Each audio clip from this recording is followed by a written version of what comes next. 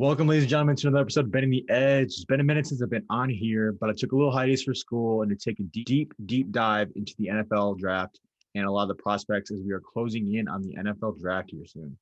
I'm joined once again by an early guest in my top 10 quarterbacks video. We got Will Spencer, and we're going to get into a dueling NFL mock draft where we play the role of general manager for these respective teams. So how it's going to go is that Will Spencer, will start out with the first pick with the Jags, and then Jake will have like the second pick with the Jets, and we'll alternate picks all the way to the end of the first round. So basically, I'm doing the odds, it's doing the evens, and then we're basically just going to be going off of our evaluations for these players, and then kind of like also contrast that with what the teams like actually need in terms of like positional needs and their strengths and weaknesses, that kind of stuff. Also, just to like keep things kind of uniform. There's not going to be any trades in this draft. I feel like that would really kind of get like tough, especially since we're both kind of participating in this. And also that way we don't have to like be able to like perfectly value trades. It would just become too difficult. So we're going to go based off our opinions on these players, based off what we've seen on the tape. We haven't had the chance to like sit down, obviously, with these players, get to know them or look at their medical history. So we're not going to be taking off the field concerns or injuries into account. So without further ado, let's get into this mock draft. What a wonderful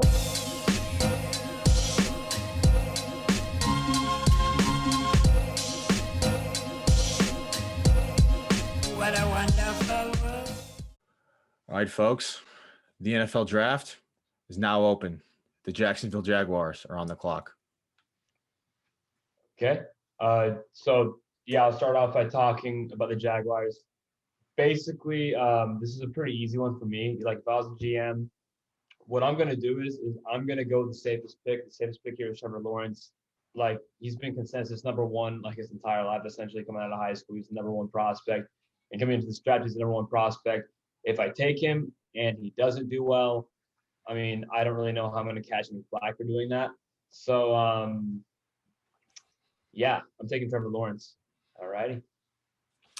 All right, now I'm on the clock for the New York Jets. Traded away Sam Darnold, obviously, so they have to go quarterback here. And for me, this is really a slam dunk pick. There's only one guy in consideration. I'm going to go with Zach Wilson. He's a guy who I believe certainly has a higher ceiling and the potential to be better than Trevor Lawrence. As much as the public doesn't want you to believe that. Yes, he made a huge jump from 2019 to 2020. He didn't play any notable competition outside of Coastal Carolina.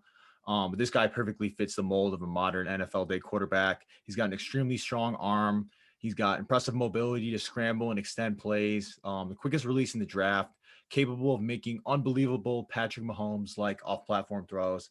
I mean, this guy just has the potential to be a special quarterback in this league.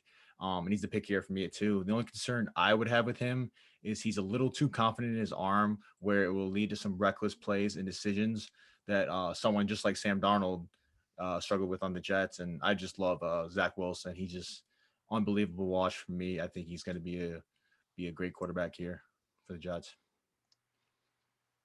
All righty. And so now the Niners are on the clock. And which quarterback will they take? Well, obviously they need a quarterback, right? Traded up to get to this position, right? And honestly, what I've been hearing a lot about is how Shanahan wants someone who's mobile.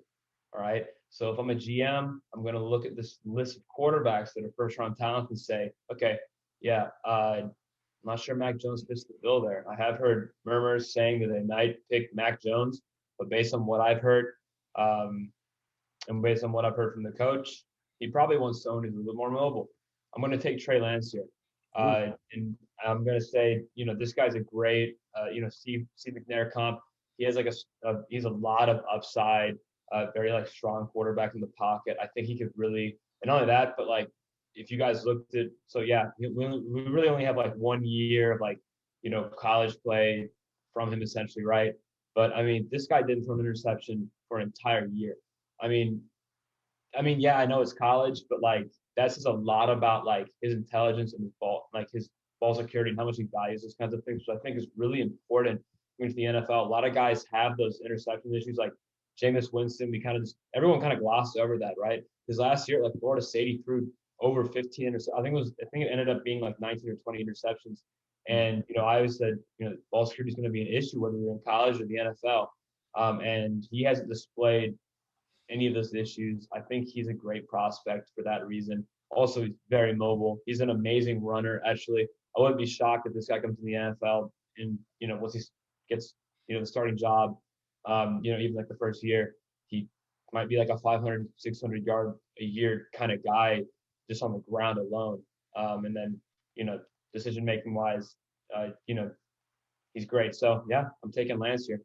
Okay, that's an intriguing pick there. I like Trey Lance. I think he's got a super high ceiling, but just that comes with that. I mean, the guy's only thrown.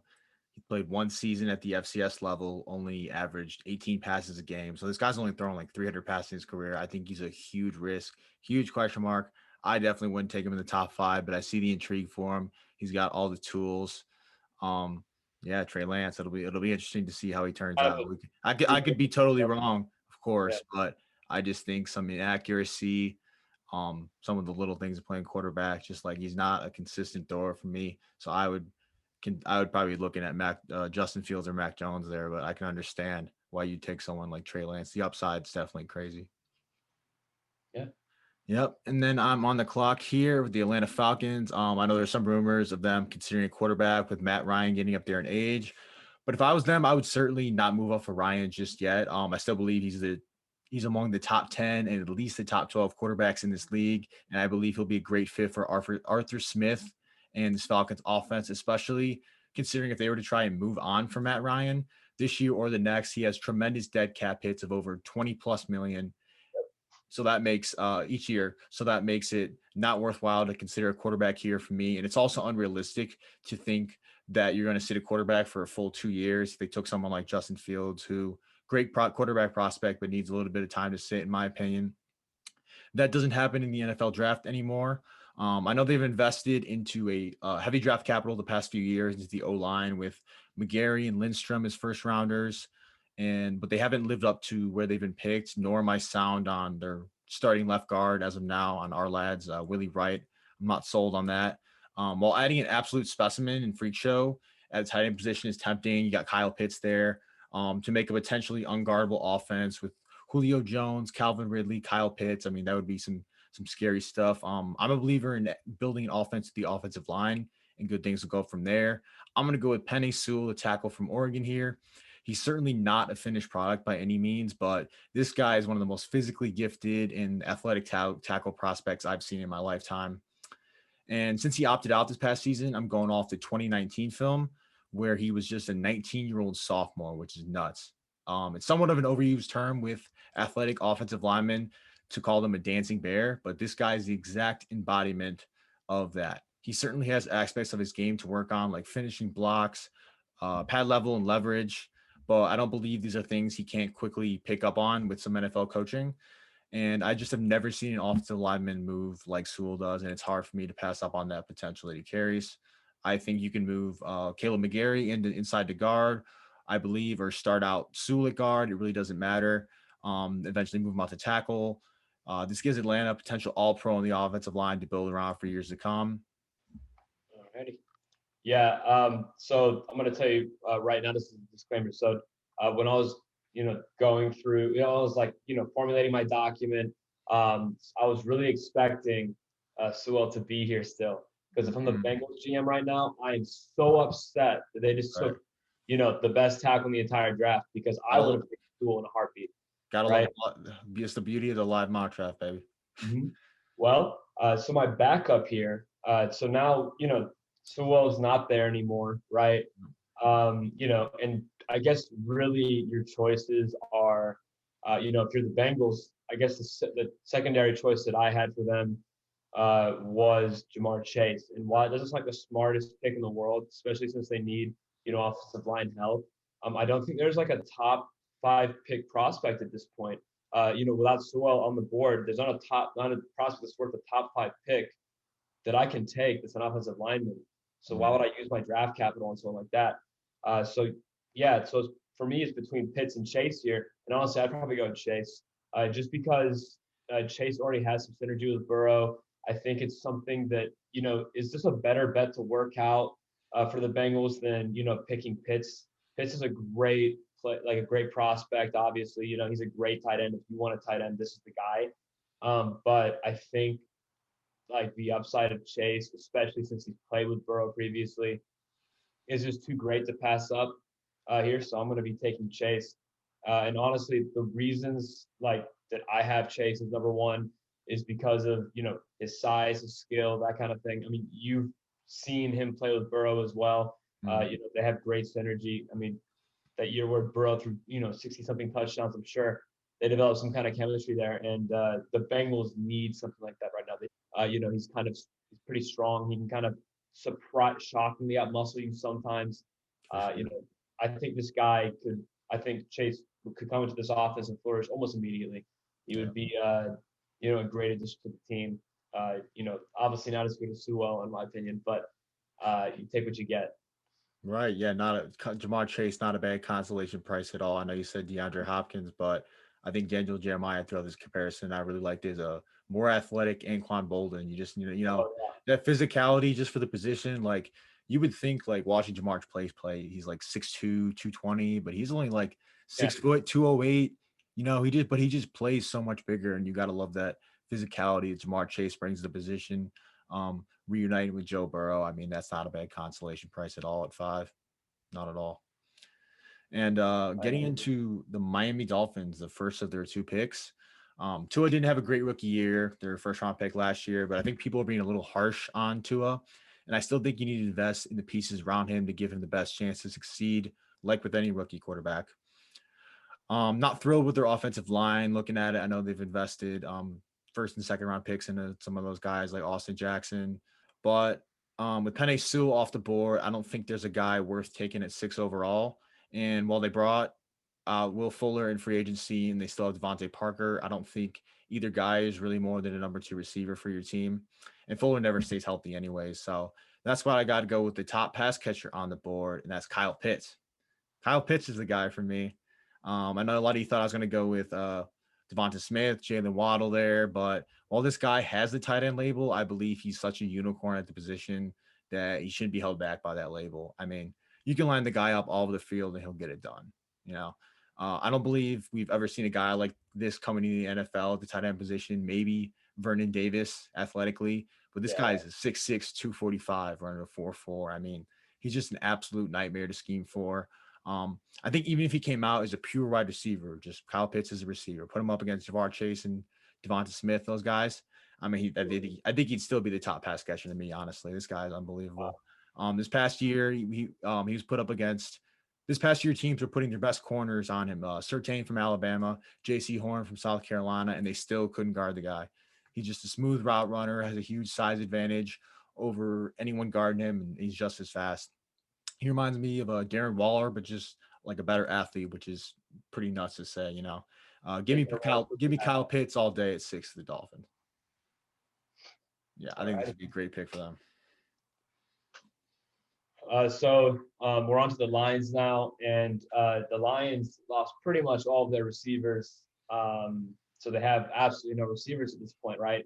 So I feel like this is a pretty obvious pick. The only thing that's not obvious is which receiver they're going to take. And you have Waddle, you have Smith. Honestly, Smith, so there was a report that just came out about this really recent that he's 6 foot tall and he's only 106 pounds. I mean, this guy could still put on mass. If they draft these guys, they're going to have 3 months with them. You can't put 10 pounds on him. I don't understand the issue. And he's, he's 6 foot tall. He has incredible technique running routes. I think he's he's just to me, I feel like Devonta Smith I was really tempted to put him as my number 1 prospect at receiver. And honestly, it really is still for me a toss up between Chase and Devonta Smith. The only reason I think the Bengals would certainly take Chase over Smith is because Chase has played with Burrow before, and it just makes sense, right? But in this situation, I feel like they take the best receiver that's left, and I feel like that's Devonta Smith instead of Jalen Waddle. I feel like Smith might not have as much upside as Waddle just because Waddle is so athletic. But what we've seen from Smith, we already know that like right now status quo is that Smith is better than Waddle, and I feel like you take this kind of Marvin Harrison build kind of guy, Yep. and you give him a chance here. So yeah, I think the Lions would take Devonta Smith here. Yeah, I think that's a good pick. Just like you said, I think it's really concerning. We've never outside of Marvin Harrison is really the only guy.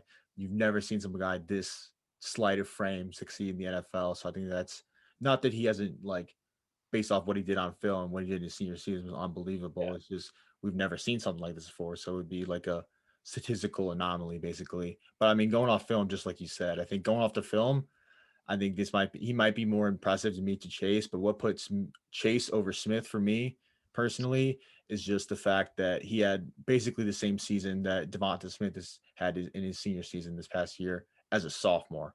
So that's what kind of puts it over for me. And he was competing for targets with Justin Jefferson. And also, I know Smith didn't run, and I know, yeah, and who? Thaddeus Moss too. I mean, this guy. I mean, come on, Thaddeus Moss. He's not even in the NFL. Oh no, Bengals. Yeah, exactly. He's undrafted. He's been going from team to team. I don't think he's anybody to really, but yeah. Also, just like the athletic testing for Chase. I know the pro days this year, the 40s are kind of gassed up, but I mean, this guy still ran like a 4.38, 41 inches of the vertical. I know Devonta Smith didn't test, and I know he probably, if you just from watching the film, that guy would have ran the 4.3. So, but also just seeing the athletic measurables and all that line up with Chase, I mean, that just puts him over Smith for me a little bit. Getting into the Carolina Panthers, they were popularly linked to a quarterback before they got Sam Darnold, which I think could be a really good move for them. Guy who didn't really get surrounded by much talent in the Jets, and Panthers certainly have a lot more talent on offensive side of the ball for Sam Darnold to get a fresh start with. So I really wanted to give them an offensive lineman here for Sam Darnold. And there's three guys in particular that I like with a mid first round grade, but because we're unable to trade back, like we said, I'm going to go on the defensive side of the ball here. And for me, I'm between two guys who I believe are exceptional talents for the position, but both come with medical concerns, which may cause them to slip in the real NFL draft. But as we said, I'm not taking that account for this draft. I think they could really use a corner. You can never have enough of those in today's NFL. You got Dante Jackson's their best corner. I think he's a good starter. They took Troy Pride from Notre Dame last year. He's a solid corner, but he's more of a 3 or 4 to me. And they just got AJ Bouye in free agency, and he's a guy who can still start in the NFL, but he's certainly past his prime. But I'm not going to go that route. I think I'm going to go edge rusher. And I like Brian Burns a lot. Very good pass rusher. And then you got Yetur Gross-Matos, second round pick last year. He had a solid rookie season. But like corner, I think it's good to have an array of guys who can get after the quarterback. So I'm going to go with one of my favorite players in the draft. I'm going to go with Jalen Phillips, edge rusher from Miami. Being a defensive end, I really feel like I have a good eye for the position and what it takes to succeed in the NFL. And man, this guy Jalen Phillips truly has everything you're looking for. He's 6'5", 260, a long, explosive guy off the edge who can win with both speed and power. He's got great hands on the edge, shows great instincts in the pass rush to set up tackles with inside and outside moves. He can also bend very well for a guy that big and makes TFLs and plays in the run game as well. Going off the film, I don't think honestly this guy is that far behind Chase Young. I know that's kind of crazy to say, but that just shows you how much I love Jalen Phillips as a player. And he can have that immediate impact in the NFL as long as he stays healthy, which is his biggest concern and the reason he's not being talked about at the top of the draft. He was a guy who was a 5-star prospect out of high school, went to UCLA, played there early on and did well, but then racked up 3 concussions. And the UCLA rules, if you rack up 3 concussions, you're medically DQ'd. And he briefly stepped away from football before, I think it was a couple months later, teams started recruiting him and Miami got in the mix.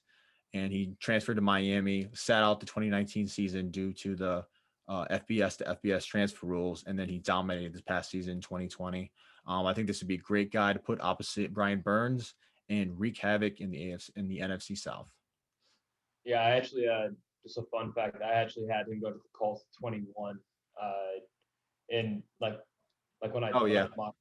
yeah. I think in the real draft he's going to go somewhere in the in like the 15s to 20s, they give you a top 10. Like I said, they give you a top 10 pick if not for the medical concerns. But I just don't think you can get a guy like that talented to slip into the 20s.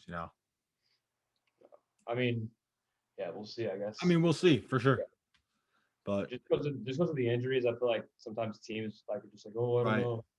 You see guys slip sometimes. So I mean, we'll see. He might go top 10. He might not even go in the first round. You never know the NFL draft. Right. You saw like Miles Jack and Jalen Smith were both top 10 perennial picks.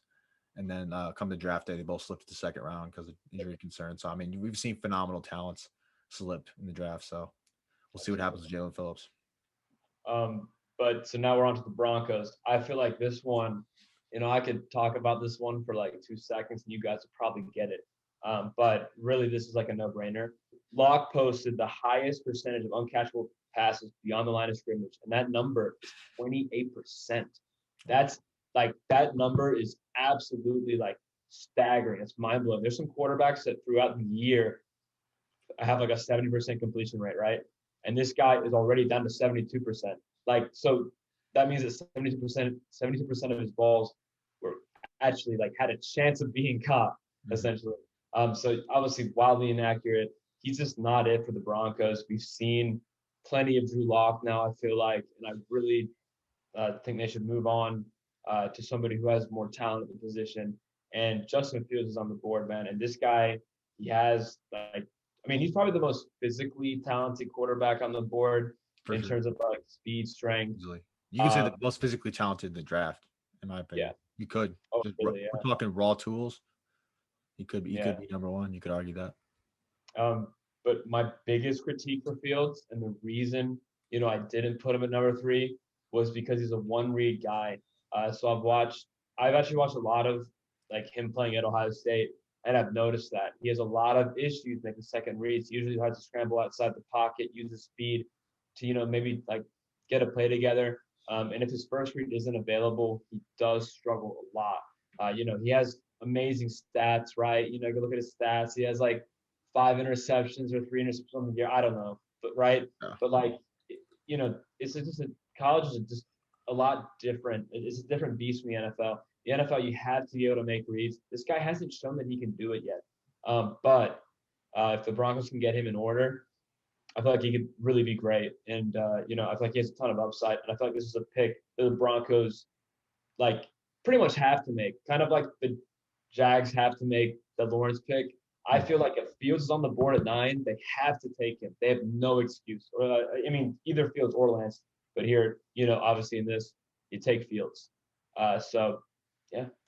Yeah, I definitely prefer Fields over Lance, but I can see why someone would go Lance over him. I definitely think the one read thing is some bit of a concern, but honestly, I was watching Trevor Lawrence and I saw same things as Trevor Lawrence. They both come from these collegey offenses, both super gifted players, but I don't know. I think Lawrence deserves to hear it just as much as Fields. And if anything, the thing with Fields that kind of concerned me more than anything was just like, I feel like, when he cleaned it up for his pro day when I was watching, but like his release when I was watching on film was just kind of like elongated. And I feel like that kind of gives defenses like a chance to break on the ball more. And I was listening to Chris Sims talk about it. I mean, he's like expert quarterback evaluator. He's had a really good track record from 2017 up to now, just really knowing what he's talking about in terms of quarterbacks. And he was just saying compared to like Zach Wilson or any some other quarterbacks, like Justin Fields just needs more room to throw. Like not only like the release, but he kind of like steps into his throw. So like he can't throw like in his tight spaces, like with bad footing, like someone like Zach Wilson can. So I think that's a concern with Fields, but hey, I mean, I think a lot of it with Fields and Lance is dependent on landing spot. But I think both these guys have phenomenal tools and can definitely work out for the better. I think Fields kind of reminds me of like a more talented Jalen Hurts or like a Dak Prescott with not as good as intangible, like not as good as like accuracy and such, but he's also like a much more gifted athlete than Dak Prescott is. So that's how I feel about Fields. I'd probably say he's my number 3 quarterback. Getting into the Dallas Cowboys here. Picking for the Cowboys, I think it's obvious they 100% have to go defense. if you watch the Cowboys last year, they were letting up the league on offense last year when Dak was healthy, but couldn't stop anyone for shit on defense. They have holes all over the defense. But the two biggest glaring needs to me are edge rusher and cornerback. I would have given them Phillips here, but I already threw him at 8 to the Panthers. So I'm going to give them the guy. I'm going to give Dallas the guy that was in consideration at 8 for the Panthers. I'm going to go cornerback Caleb Farley from Virginia Tech. This guy was another 2020 COVID opt-out, but just a rare athlete, and the type of athlete at the corner position that you build in a lab or create a player in Madden. I mean, this guy's 6'2", 197. Didn't have a pro day due to a recent back surgery, but I have no doubt in my mind he would have ran in the low 4.3s or faster. I just don't think I've seen a guy at the position be this big and move that fast. He reminds me of a less refined version of Jalen Ramsey, but also a better, freakier athlete than Jalen Ramsey. He can run step for step with any receiver he'll have to cover in the NFL. He closes extremely quick on balls. And one of the games I watched was him against Notre Dame in 2019. For the most part, he was guarding Chase Claypool, who we saw as a rookie just tear up the league. And I mean, besides one or two balls, which I mean, quarterback's hardest position to play on the field besides quarterback. I mean, the guy was shutting Chase Claypool down. So I have no doubt he can match up with some of the best receivers in the NFL. But overall, besides the injury concerns, he does lack some ball skills and overall instincts for the position, as well as not being a great tackler. But I think a lot of that comes from only playing the corner position for two years. He came into Virginia Tech as a receiver, and he played quarterback in high school. So I feel like a lot of things he doesn't do super well, he's capable of picking up quickly, and he'd be a great pick for Dallas here and to shore up the defensive side of the ball. Yeah, I agree. I saw him overall as a prospect on some boards in the top 10, actually. For sure, yeah. He has all the physicals you'd want out of guy you're drafting, cornerback. He's a freak show. Yeah. So speaking of another freak show, so the Giants here. So yeah, I mean, you look at the needs on PFF, but what I've been seeing, what Giants analysts are talking about is how terrible their secondary is. Yeah, they have James Bradbury, and it's great that he overperformed expectations. But I feel like they need somebody else here to really kind of like fill that secondary out a little bit more. And I feel like you can never really have enough good defensive backs sometimes, as long, you know what I mean? But yeah, speaking of other freak show, let's talk about the 6'1", 205-pound cornerback out of South Carolina, J.C. Horn. Okay.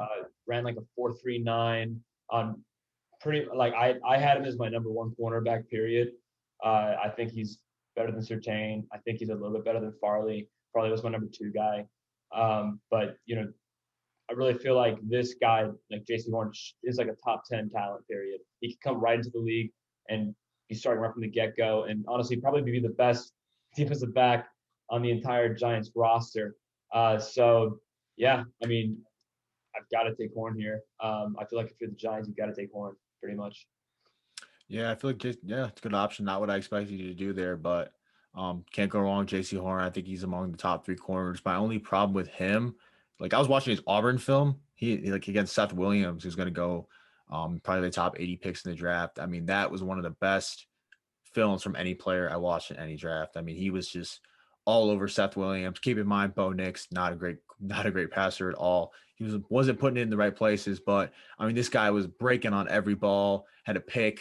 He ran for like 30, 40 yards. I mean, the guy was displaying everything you want in a quarter. Kind of reminds me of Keep to Leave a bit. My only problem with J.C. Horn is it was a little harsh, but Chris Sims talked about it on his top corner list. Why he didn't have J.C. Horn in the top 6. Well, I think he's crazy, but wait, top 6 cornerbacks? Yeah, he didn't even have him in it. I think, yeah, I didn't like his corners list, but I can understand criticism here, and I agreed that he's a walking pass interference penalty. Like usually you'll see like the slick corners, like they'll kind of like grab low around the hip, little grab, which you can get away with. But the problem with J.C. Horn is he's kind of grabbing around the shoulder. Tom Brady. Yeah, he's grabbing around like the shoulder and everything, and like you're gonna get called for that. So I think if he's first couple years in the league, I feel he's gonna have to adjust. His physicality is great, but it can come back to bite him with those penalties. So I think he's gonna have to adjust from that. But I still think he's got all the tools to be a special corner in the NFL. All right, getting into the Eagles. Eagles obviously Looking at the offensive side of the ball, the obvious and glaring need is receiver. It took Rager last year in the first, but he didn't have the best rookie season. And I think he'd be best in the slot and as a second option anyways. For Philly, they seem to be all in on Jalen Hurts for now, and he could use more weapons. And that is why I'm going to go with the best wideout available. I'm going to go Jalen Waddle. I know since Tyreek Hill has been tearing up the league, we've seen every top speed receiver compared to Tyreek Hill, but I truly believe if there's any guy who's worthy of that praise and comparison, it's Jalen freaking Waddle. This guy's not a typical deep threat prospect like a Henry Ruggs or John Ross, who's only a straight line guy. I think Waddle is just as quick and explosive laterally as Tyreek is. And this past season at Alabama, in the 4 games where Waddle was fully healthy, where him and Devonta Smith were playing together, Waddle was performed statistically better than Devonta Smith when they were on the field for 4 games together, who was the eventual Heisman. He went for 557 and 4 touchdowns to Smith's 483 yards and 4 touchdowns. So who knows what would have happened if they both stayed healthy, if they both played together and stayed healthy for the full season. Either would have won Heisman. Yeah, definitely not. Yeah. The guy is incredibly dynamic, not only in the open field and not afraid to go up and make the tough catches. I think he'd be an amazing weapon to add to this Eagles offense and for Jalen Hurts. So third team, we have the Chargers. The first thing I think about is what are they doing for Justin Herbert, right? So what do we need here? We need to protect Justin Herbert, correct? So what do we draft? We draft tackle. And who's the best tackle at this point? So I said, so for me, it came down to Slater or Darisaw here. So the thing with Slater is that he's kind of a Swiss Army knife. He can play guard, he can play center, and he can also play tackle at the same time. I feel like that versatility lends itself to him being a more viable draft option here for the Chargers. I feel like their offensive line could really use a lot of work right now. At left tackle, they have their 2019 third-round pick, Trey Pipkins, there, and he's shown flashes of being good. But you really, honestly, dude, like you really want to have your best lineman at left tackle, right? You want to protect your star quarterback too. You don't want this guy getting hurt. So, yeah, I say take Slater here. Be safe. He's the best prospect on the board, in my opinion, at tackle at this point. Obviously a distant second to Sewell, but still the second best tackle, in my opinion, on the board. So, yeah, I think the Chargers take Slater here. I think they, invest more into Herbert and they try to protect him. Yeah, can't go wrong with Rashawn Slater at all. I think he's definitely one of the safest picks in the draft. I don't mind playing him at tackle at all, but my high-end comparison for him would be Zach Martin from the Cowboys. I think they're both similar play styles and profiles as guys who'd be very good tackles, but they're at their best playing guard. So I think Rashawn Slater would be a super solid, super safe pick for the Chargers. Yeah, because he can do so many different things. Oh, yeah, absolutely. And he was one of the guys who, going off 2019 film, he was one of the guys who performed the best against Chase Young. He really held his own against him. All right, for the 14th pick, we got the Minnesota Vikings, and I feel like every year we're talking about the Vikings and offensive tackle. I think they could absolutely use an offensive tackle to shore up their left side. They got Brian O'Neill at right tackle, and I think he's pretty good. But you got Rashad Hill, and I think he's more of like a six guy, swing tackle, and I'm not sold on him being the left tackle of the future. You went with Rashawn Slater here, your last pick. I was considering him, but I honestly think there's a guy who's better than Slater on the board. I'm going to go Tevin Jenkins. Tevin Jenkins, to me, is the next best tackle prospect, and I'm not sure, and I don't understand why he isn't in discussion with like the Rashawn Slater and the Penei Sewell, because I think he's got it all. He's by far the most violent and nasty lineman I watched, consistently putting guys on the ground, but he wasn't just a flashy, nasty O-lineman who's just putting guys in the dirt and then not also doing the little things. He also had super clean, quick feet and good hand usage in the run and pass game. I think he's a great pick for anyone looking for a tackle in the top half of the first round, and would be a great pick at tackle here for the Vikings. I really like him too. I think he has great upside. He's awesome. He has great upside. I mean, I'm a Chiefs fan, and I'm just praying that come draft day he stays in the shot. No shot. But I hope he does. I don't think he'll get past the Bears. So now we're on to the Patriots, and you guys have probably seen a trend here. I got all the teams that need a quarterback apparently, and I'm going to tell you what, if Mack Jones on the board at 15.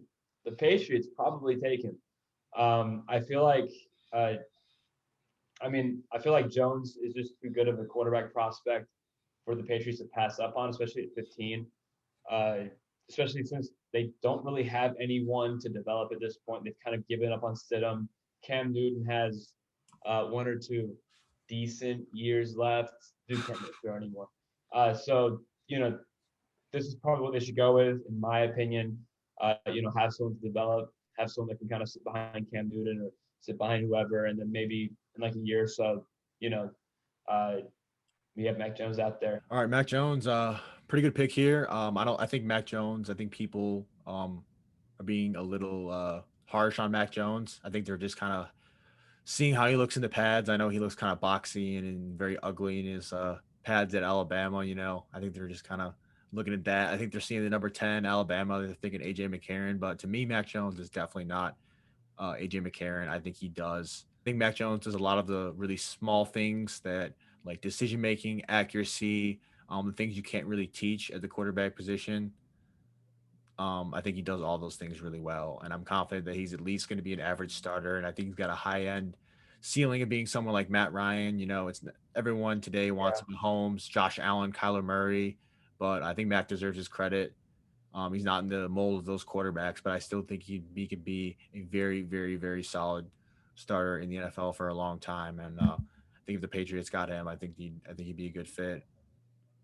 Absolutely. Getting into the next pick, we got the Arizona Cardinals. Um, Looking at the Cardinals, they got Kyler Murray, Hopkins. I think their O line's pretty solid. It's not perfect, but 100%. I think they got to go defense. I think the most glaring needs for the Cardinals on defense are on the D line and at cornerback. They just lost Patrick Peterson, long time corner for them, arguably Hall of Famer. I like Byron Murphy, solid player for them. Robert Alford, good nickel corner. They just got Malcolm Butler, still solid corner, but he's definitely a far cry from what he was in New England. But like I said earlier, you can never have enough corners, so I'm gonna give them Patrick Surtain. Surprised, I was about to say J.C. Horn, but I was kind of surprised you took him earlier. I'm gonna go Patrick Surtain. On in the real draft, I think this guy's gonna end up being the number one corner off the board.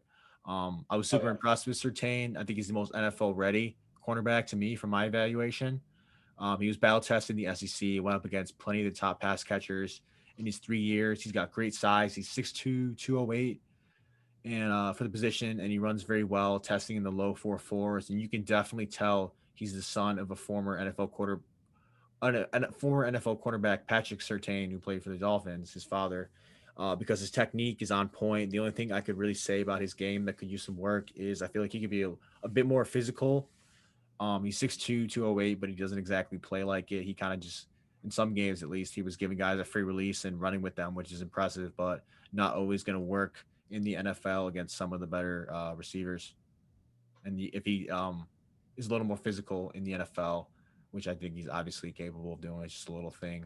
I think he's going to really turn into a top flight corner and be a steal here at 16 for the Cardinals. Oh yeah, I was gonna take him with this pick because the Raiders desperately need help in the secondary. Yep. However, what I will say is that in this situation, Parsons does come into consideration. He is the best overall player that's left on the board. They do need defensive help, not necessarily at linebacker, but I think he could help their secondary somewhat. Especially since he can fly around the field, do a lot, like in terms of zone coverage, that kind of thing. Pick up, gaps, that kind of stuff, and kind of cover for where they're lacking in the secondary. They need cornerbacks, they need safeties. Another guy that you could possibly go with here is Trevon Mayrig. I don't know how to say his last name, to be honest with you, but I've seen him play. He's the best safety in the draft, period. And I'm going to say right now, he is the only safety, in my opinion, that should be drafted in the first round, basically. Yeah. So really, for me, it's between those two guys. And I'm going to say right now, I feel like Parsons is probably the right pick here. I feel like he would bolster their defense more than Mayrig would. So in terms of overall impact on the defense, what they're going to look like, next year as a result of the player. I feel like Parsons would have a more profound impact on that defense than Mayrig would. I think Parsons, he's just so well rounded. I feel like they draft him here if he's still on the board. And I feel like you should draft him if he's on the board here. Right. I was gonna go Parsons with my next pick actually, but I'm gonna go somebody else who I think is actually better. But Micah Parsons, yeah, he's a great value here at 17. I think in the real draft, I think he's gonna go. I think there's a good chance he goes at 9 to Denver. Yep. They could really use him. I remember watching him, and I threw on the first two games I watched Michigan and Minnesota, and I was like, I saw a couple like flash plays, TFL in the backfield. He's a good blitzer. He's a former DN, so he knows how to rush the quarterback. But it was just so inconsistent from play to play. And then I threw on the Memphis tape in the Cotton Bowl in 2019, and this guy was just absolutely terrorizing them, just living in the backfield. And I think the fact that he was just similar to Caleb Farley, he's just learning to play the position. He was a sophomore in 2019. He was a running back at the end in high school. He's never played the linebacker position. I think he's just scratching the surface of what he could be. I think if he puts in the work and works on the little things about his game, I think he could be a very, very special player, someone in the mold of like a Jamie Collins, like a Jalen Smith, someone who's Mm-hmm. not a traditional linebacker, but like, kind of like Perfect. like a hybrid for the position. I think that's very similar to Micah Parsons. I said I was gonna go Micah Parsons if he got to this pick, but I think it could work out for the better for me because I think I'm gonna take a guy who's arguably, without a doubt, on tape he's a better player, but I think he could arguably make just as much of an impact with his potential. Um, I'm gonna go linebacker Jeremiah Owosu Koromoa from Notre Dame. This guy was a stud. I think Yeah, he's Jeremiah Owosu Koromoa is a player who I think will be a D coordinator's favorite chess piece if they have a good plan and role for him to play. I like him best in space as a rover, linebacker, safety hybrid who drives in space and makes plays from sideline to sideline. This was easily one of my favorite watches in the draft. He stood out every play from every snap. You can see how quick and bouncy he was. He really stood out to me. Whether it was whether it was in coverage, shooting his gun and making a TFL, or scoring touchdowns in the Clemson game. This guy was all over the place, and I believe he could be a special, special player in this league, similar to someone like Isaiah Simmons from last year, but he's smaller at 6'1", 220. I don't think he's going to be miscast, and I don't think they're going to throw him in an inside linebacker like you saw the Cardinals yeah. do with Isaiah Simmons. Since he's 3 inches shorter and 10 pounds lighter, Jeremiah Owusu-Koramoah, he's going to be a really fun player to watch in this league. I think he could be a special player. Yeah, He's in my top 10 actually. I think I got him at like 9 or something. Oh wow! And then we're on to the football team. So the football team. Originally, I had them taking this man right here, Wow. Jamin Davis, and I've thought about it a little bit more. I really like Mayrig here. Okay. I feel like he's really good value here.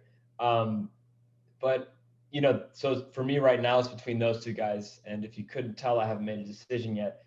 But I feel like Mayrig's probably the best pick here for Washington. They do need help in the secondary. I know that PFF is saying that they don't need a safety, but I mean their secondary is hurting. But honestly, if I were the football team and I were the GM of the football team, you know what I'd say? I'd say I'm taking Trevon Mayrig here. This is Trevon Mayrig, easily the best safety in this draft. Honestly, like the only reason he's not going higher in this draft is because I feel like the prospects at cornerback are just too good to pass up on, and a lot of teams that need secondary help are going to take those cornerbacks before they're going to take Mayrig. But I feel like at 19, he's a great value pick for the football team here. I feel like he bolstered that ailing secondary. I'm looking at overall impact to their defense, right? Who's going to give them the most bang for their buck, right? So, like, if I make a pick here, who's going to help my team the most? Well, I think Mayrig will in this situation, especially at safety. Such an impactful position. Yeah, linebacker is as well. And I think Jamin Davis is a great linebacker who definitely is being undervalued by a lot of people and a lot of boards. But I feel like Mayrig is honestly just a better overall prospect than him. And also I feel like Mayrig would help their defense more. So I'm taking Mayrig. Decent pick. Best safety in the draft. All right, the Bears, 20 overall. Anyone who watched the Bears last year knows how bad they were on the offensive side of the ball. While the quarterback is a position in need, there's nobody I'd consider to be worthy of this pick. And the bigger need, regardless of that, I think it all starts with the offensive line. I think they could really use a guard and a tackle. And to me, this guy is clearly the best player on the board and one of the safest players on the board, capable of playing both those positions. I'm gonna go Elijah Vera Tucker is a pick here for me, and I think he deserves to be right in the conversation with Sewell and Slater. I have him right around. I think I have 13. I have him right in that Tevin Jenkins and Slater. I think I have him above those two guys. So I think Elijah Vera Tucker to me is the number two offensive lineman in the draft. Just like Yeah. Slater, he played tackle and guard, but he'd be at his best at guard. He's got great feet, good athleticism for the position, has great patience and mirroring ability. And the only question about him would be his strength, which I don't think it's bad at all, but it could hurt him a little going against some of the more powerful guys in the NFL. I think he's a plug and play safe starter who can play early on and easily be a Pro Bowler. Yeah, no, I really like Vera Tucker too. And honestly, I think this is a great pick as well. He's very versatile. I see a lot of people talking about how, so really the biggest issue people were talking about was like, so like he was a tackle in college, right? But what they were saying about him was that his reach isn't quite that of your average tackle. So a lot of teams are kind of looking at him as a guard, but I still honestly the Bears need that and they need a tackle. So this pick works great here. Would be a great fit, probably a day one starter right out of the gate, especially for this Bears squad. I mean, they need so much help offensively. And really, they did get something going with David Montgomery there. I mean, imagine David Montgomery running behind this man. Yeah, it's a slam dunk pick for me. Vera Yeah. Tucker, Oh, yeah. Absolutely. top 15 player at 20, huge need. Okay, so now we're talking about the Colts, and the Colts have a couple areas of need, and the two primary ones are tackle and just pass rusher, basically, just any kind of position. In this, it's kind of talking like the edge as an edge rusher. And originally, I had Phillips going here. I feel like he would have added a lot to their pass rush, and really their top pass rusher was like a 30-something-year-old man known as Justin Houston. You guys may have heard of him, but at the tackle position, they just lost Anthony Costanzo, who was great tackle for them for many years. He just, when I say they lost him, I mean he retired, right? So He didn't die. he didn't retire. No, I said you lost him. I was saying like you Oh, yeah, I was referencing like you like what people say like we lost him, he died. oh yeah, Like no, rest in peace. he's still with us. Yeah, yeah. But no, losing Costanza, big deal, right? You know, may he rest in peace. But so for me here, I feel like it's between Darisaw and I don't know how to say his name still, but it's Quitty Pay. This Pay, yeah. guy is probably one of the best edge rushers. Period. I've seen him going as high as 10 in some drafts. Uh, the man's a beast. I don't think he's that good. Like I don't think he's a top 10 overall prospect, but I feel like he'd be great for them. So honestly, this is almost a coin flip, right? You have these two positions that are like that they obviously like they're really hurting for, and really what it comes down to for me, I've already made my mind up at this point, is they just got Carson Wentz, right? And we've witnessed how well Carson Wentz plays behind a bad offensive line. Yep. Enough said.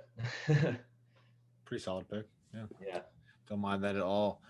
Getting into the Titans, looking at 20 Titans, 22 overall. They have some needs at receiver, offensive tackle, but I just can't ignore the cornerback position for them. They just lost to Dory Jackson in free agency, went to the Giants, and I know they just brought in Janoris Jenkins, but I feel like he's just like a stopgap starter. He doesn't really inspire much confidence for me.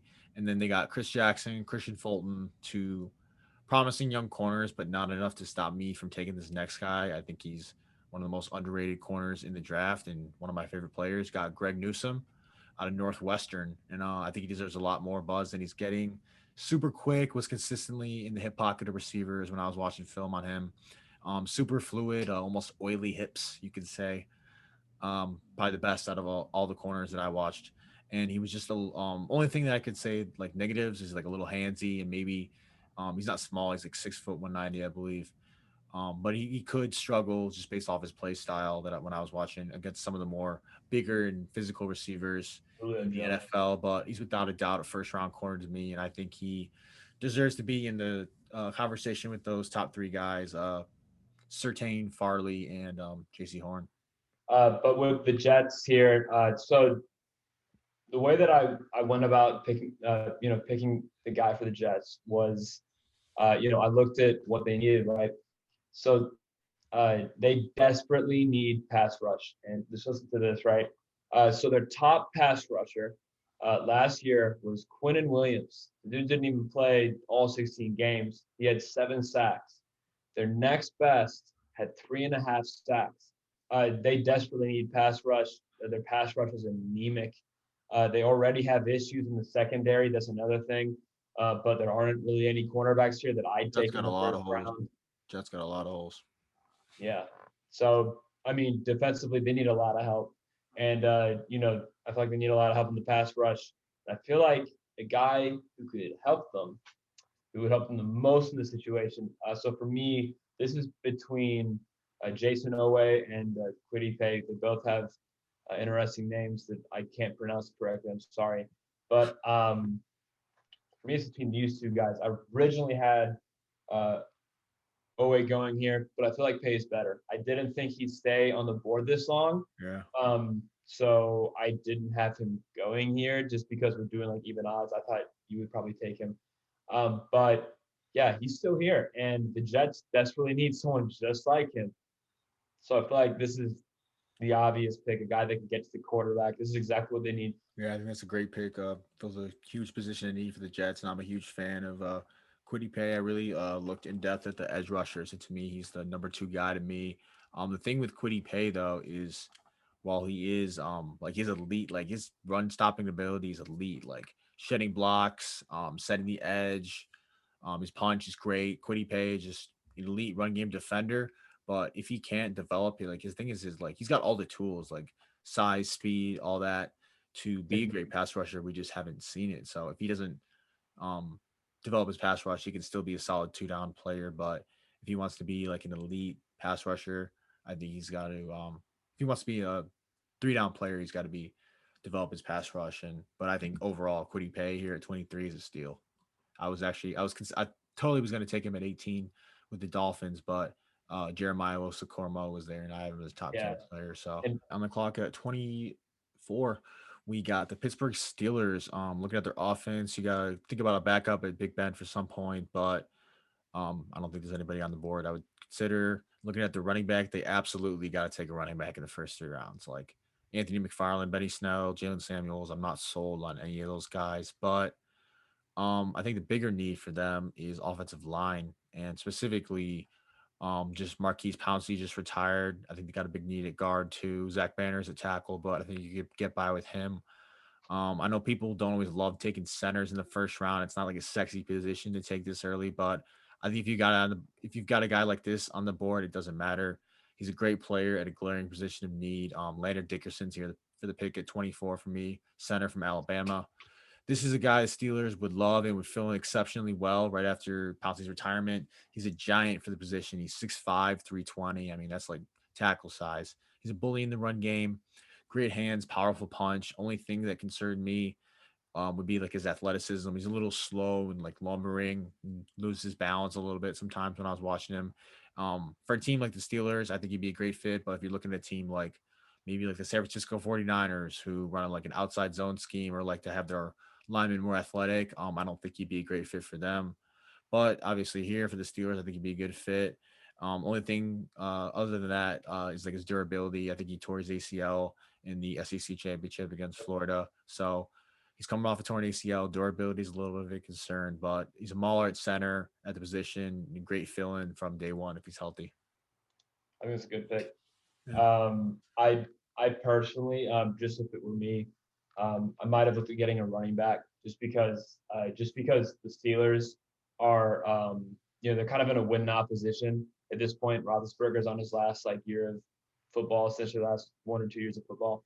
But I do think this is a great pick, primarily because they need to protect him because he's old and slow now. So he's Absolutely. I always been definitely would slow. have considered. I definitely would have considered Najee, but I mean, I think you got to first and foremost go center, and then because running Yeah, backs, you can. I think there's guys like yeah, Javante second round. Williams, maybe like some other guys in the draft as well that you could get in the second, third round. That would Oh yeah, I don't think you're gonna find a center like Landon Dickerson. I think he's a great first round talent. we're looking at the Jaguars now. They're an interesting team, right? So now you just drafted Lawrence. We're in the same round. You just drafted Lawrence. You know what I think I do here? If I'm the GM of the Jaguars, I say, hey, Trevor, what we're gonna do is we're gonna invest in you, right? We're gonna draft somebody who's gonna help you, right? They do have a decent receiving core, but I do feel like they need somebody to kind of come up with Lawrence, so they're investing in Lawrence, so that they're committed to him. So here, I'm probably going to take Rashad Bateman. Now, I've watched him before. I don't think, I'm not quite sure that he's going to be like a Pro Bowler or anything like that, a perennial Pro Bowler.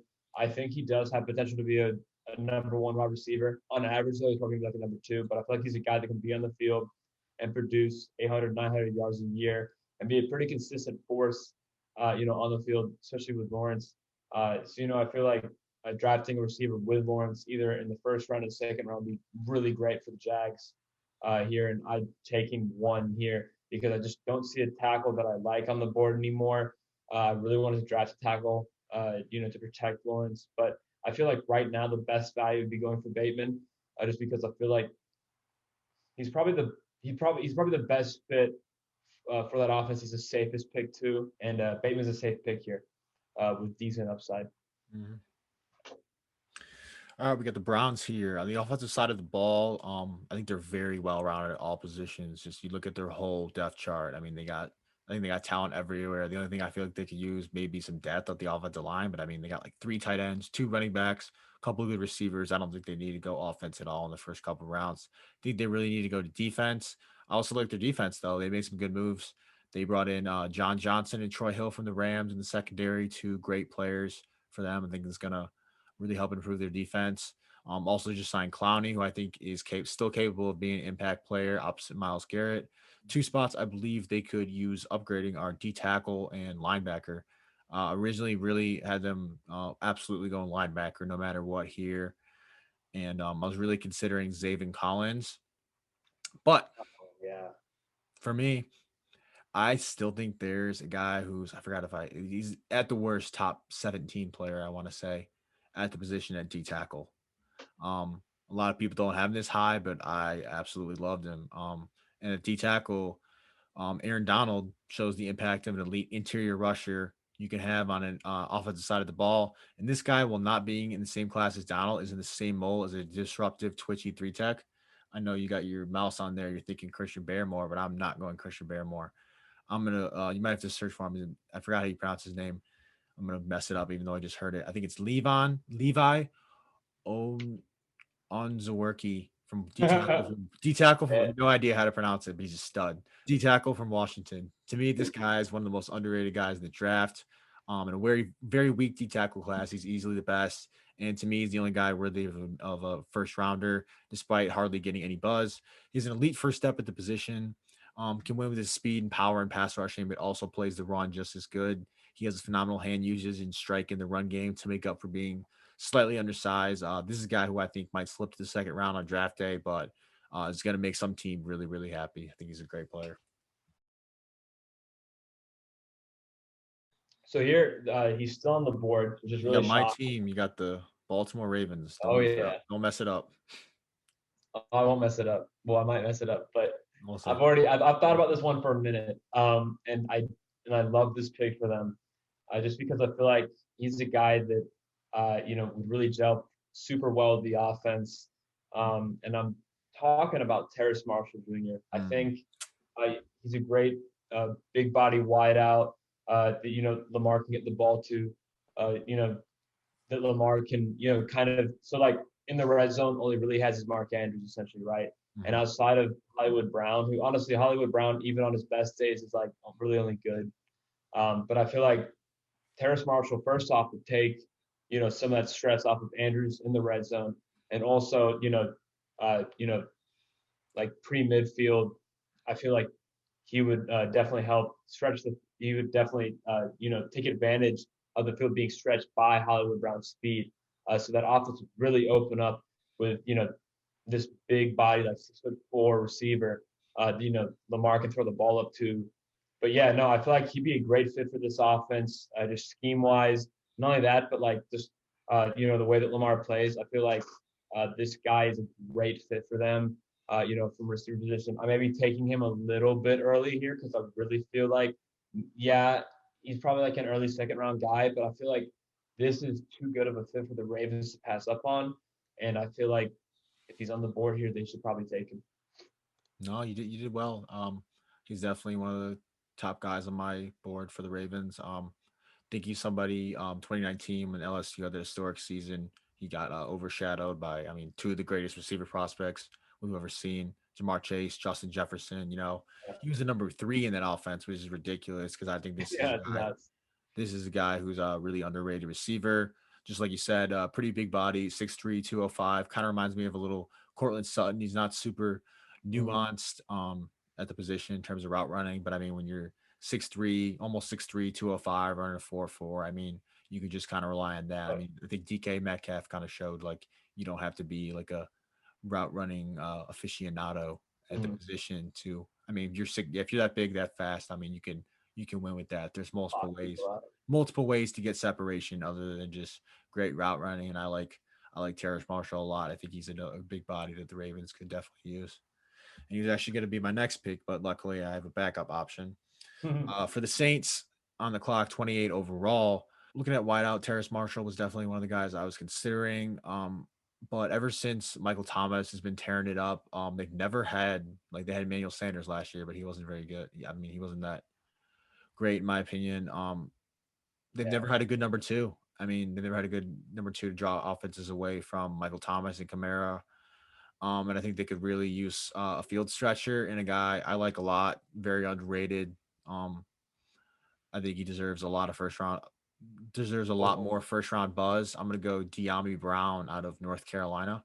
This to me, he's the sleeper wide receiver of the draft class, and definitely a guy who deserves a lot of first round buzz. I mean, when you got a guy like Jalen Waddle, I think you can kind of get overlooked as like the top deep threat, but I think in a lot of draft classes he'd be the top deep threat.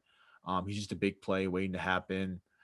He may not be a complete wide receiver yet, but I think he without a doubt come into the league and be a high end deep threat receiver with the route running potential to develop into a more complete receiver, a la someone like a Stephon Diggs who slipped all the way to the 5th round. I think De'Ami Brown can be a similar player. Maybe not as much of a route runner, but I think he's more of a deep threat than Stephon Diggs is. Yeah, no, that's for sure. I really like him too. I think he's a really explosive guy. Again, a field stretcher.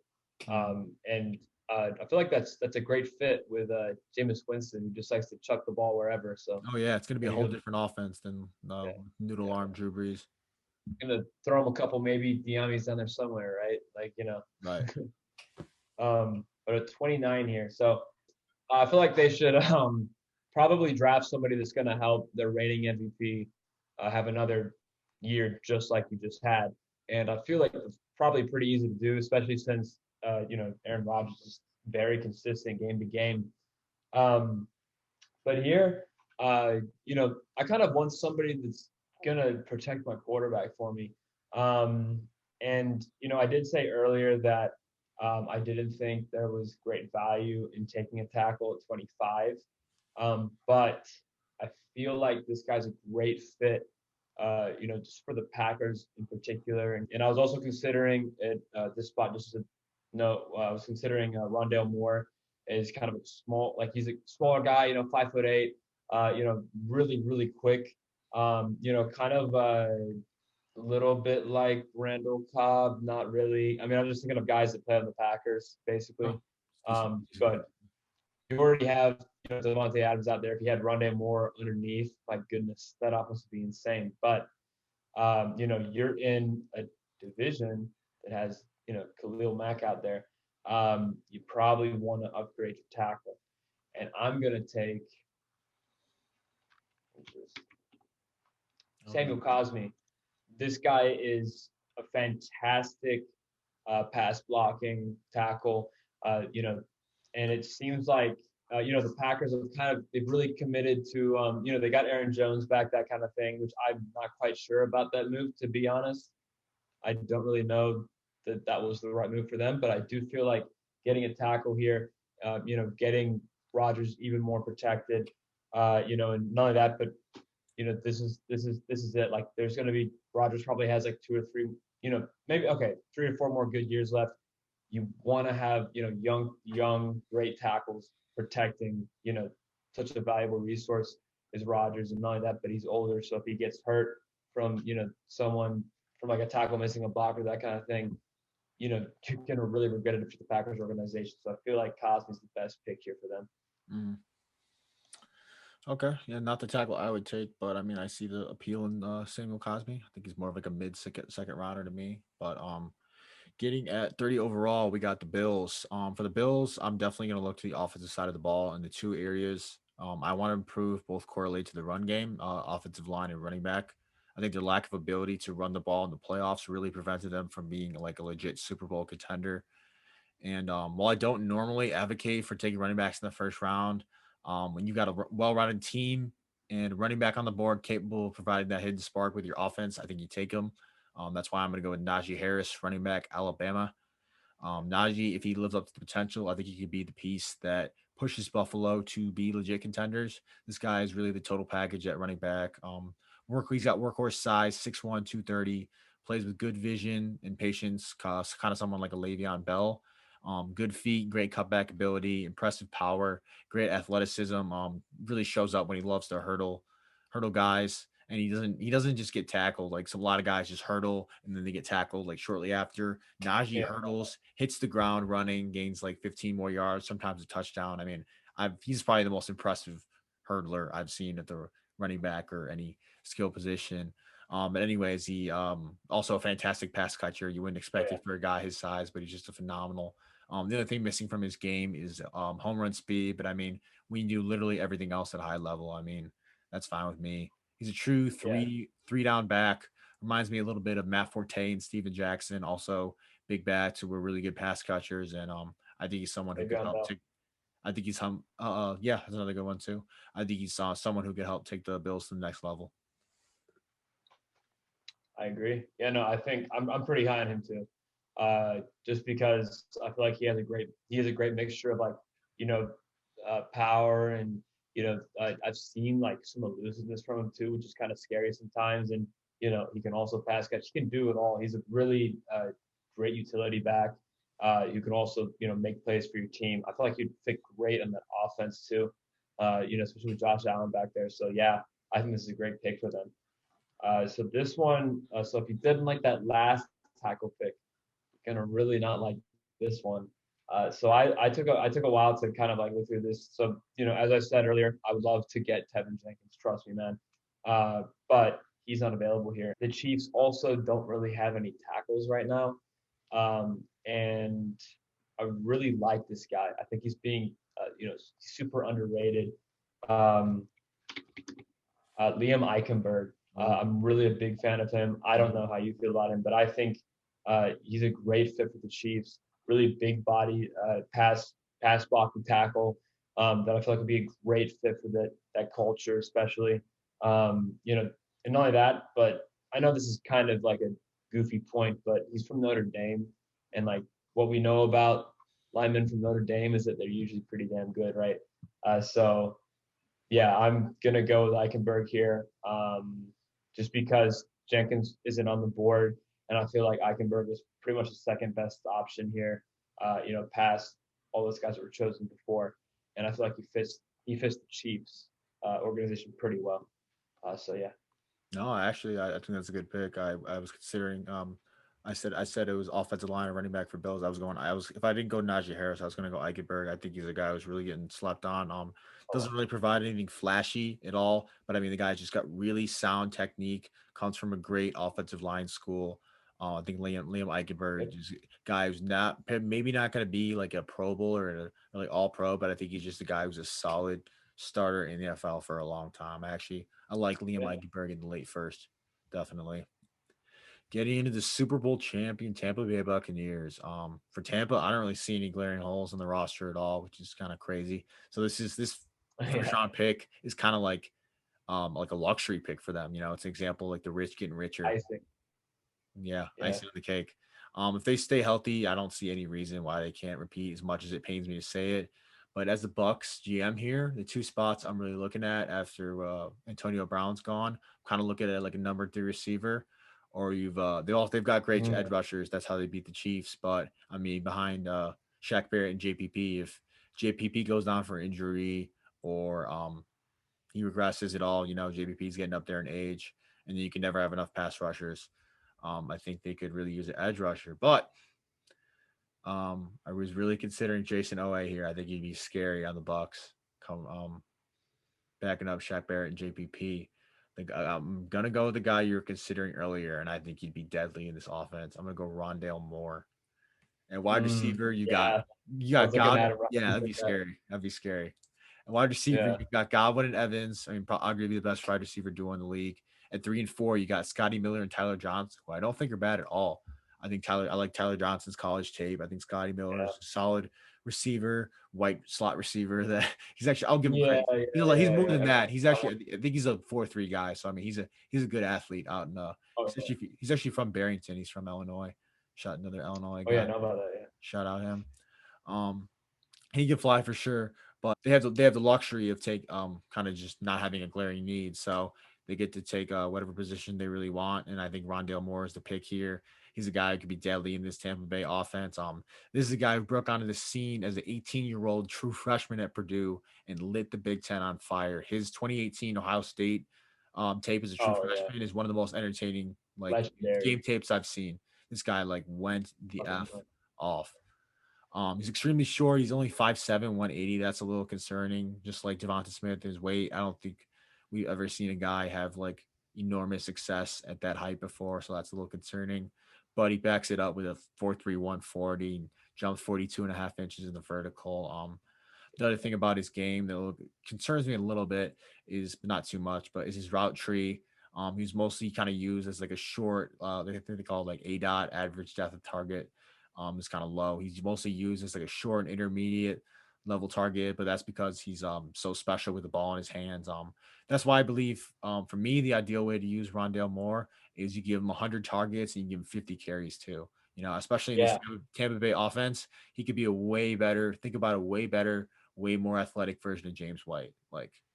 Think about that. Think about how scary that Yeah. could be. Yeah, he's not a traditional receiver, but you see how well the Patriots use James White, and now Tom Brady's kind of merging his offense with Bruce Arians. Think about a guy like Rondale Moore in that same role. I think that'd be scary. I mean, use him at receiver too with Evans and Godwin. I mean, that's just a That's what recipe. I was That's thinking just a about. re- that's just a, I think that'd be a fantastic pick, and that's just a recipe for Tampa Bay to repeat with a guy like that.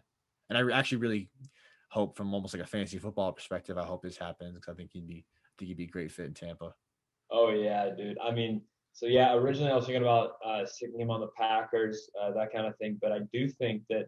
So you make an interesting point there, right? And that's exactly the way that I thought about him. I think of.